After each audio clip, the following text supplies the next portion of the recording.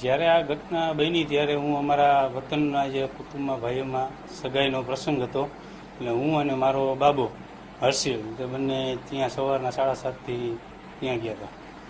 અને ત્યાં હું હતો ત્યાં મને લગભગ 10:30ની આસપાસ 10:30 પોણા 11 મને ફોન આવ્યો કે આ રીતે મારા બાજુમાં ભાભી રહે છે એમનો ફોન આવ્યો. અને એમને મને કીધું કે આ રીતે કે જલપા બેભાન થઈ ગઈ છે, ફરિયામાં પડી છે અને તમે જલ્દી આવી જાઓ. એટલે હું પછી તરત જ ત્યાંથી નીકળી ગયો અને અહીંયા આવ્યો તો ત્યાં તો એને મંગલમ હોસ્પિટલની અંદર સારવાર માટે લઈ ગયા. અને વળી પાછી ઓટા ઉપર બેઠી ત્યાં જ એ જ ટાઈમમાં બે બાવાઓ અહીંયા આલીકોરથી અમારા સાર્વજનિક પ્લોટ છે ત્યાંથી આવ્યા અને અને મારી વાઈફને કહે કે ભાઈ કંઈક ચપટી કે ખાવાનું કે કંઈક કણીક આપો એમ. તો મારી પત્નીએ કીધું ભાઈ કાંઈ ખાવાનું છે ને હમણાં જ લઈ ગયા.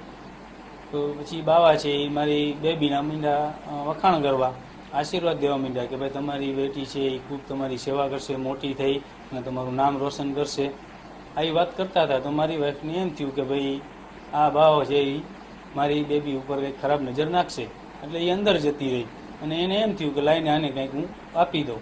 અને એ રસોડામાં જઈ અને રોટલી લઈ અને બાવાને દેવા આવતી હતી.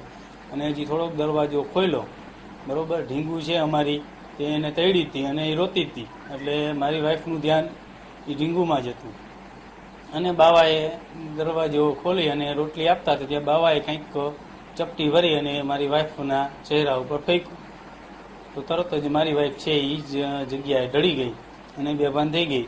અને પછી ઢીંગુનું શું થયું એ લઈ ગયા કે એ મારી વાઈફને કાંઈ ખબર છે નહીં.